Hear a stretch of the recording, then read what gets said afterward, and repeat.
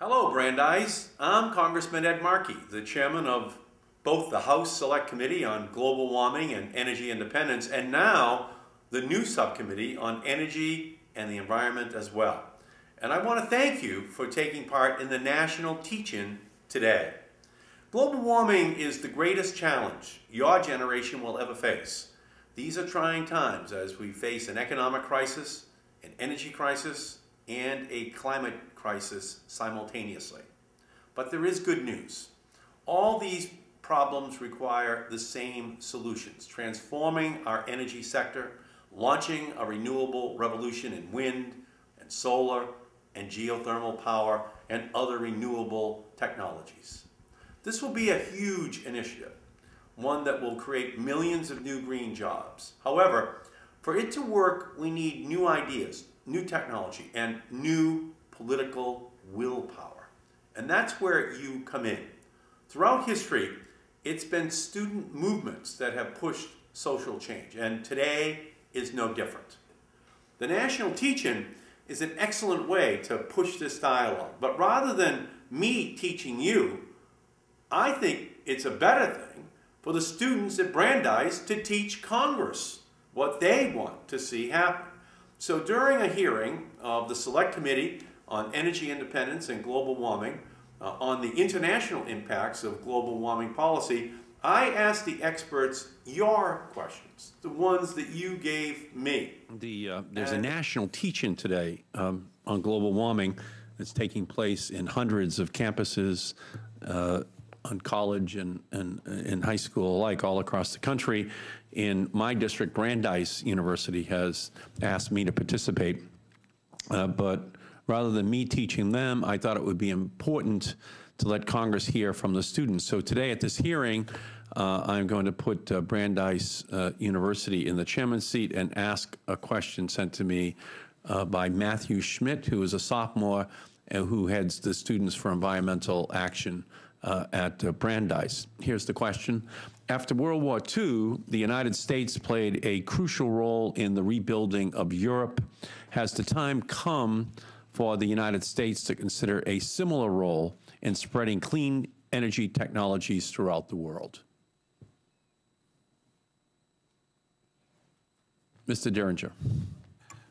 I would say absolutely, but the United States will not be in a position to do that on its own. Obviously, it will need to work in partnership with other developed countries and potentially with other developing countries who increasingly have the financial and technological wherewithal to assist in the diffusion of technology worldwide. I think it's also interesting to reference the institutions that emerged in the post-World War II environment.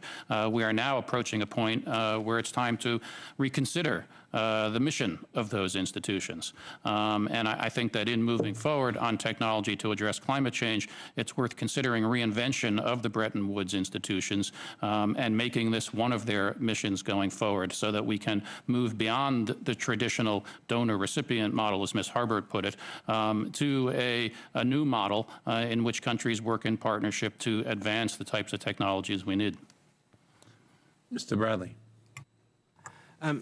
I think a sort of a reservation on that model is that, as Ms. Harbert has been saying, it's not as though the U.S. sort of owns all of these technologies and it's a question of transferring them overseas. And I do think that some of our international partners don't completely understand that. And certainly, I think some commentators and certainly some climate negotiators imagine that we have a lot of great technologies in a basement somewhere that we're deliberately not sharing. This is more of a collaborative effort.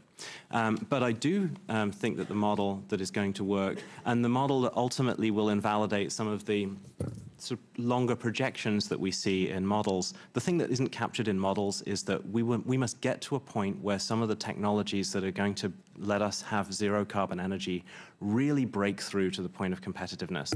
The one thing that can do more than anything else in the world to drive that is by setting a carbon regime in the United States, which will allow the world's biggest, most technologically advanced and most innovative economy to start really pushing those technologies forward. That will be America's biggest gift to the world.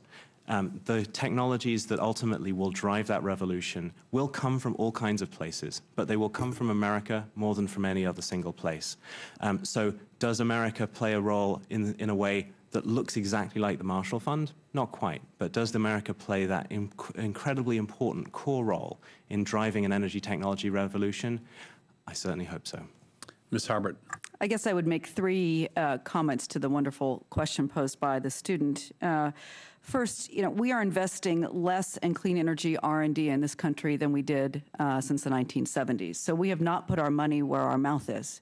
And we need to be serious about not just the R&D, but as you said, in the deployment and providing the incentives out there to actually have these technologies penetrate the marketplace, which will generate exports and generate an innovation revolution of clean energy. To do that, we need sufficient loan guarantees in this country. We need a clean energy bank. We need production tax credits that will incentivize. There's a lot of financial instrumentation that is very valuable that could be put in place absent having an overarching mandate. Secondly, he brought up World War II. Our infrastructure in this country was built right after World War II, and we really haven't done anything to modernize it since.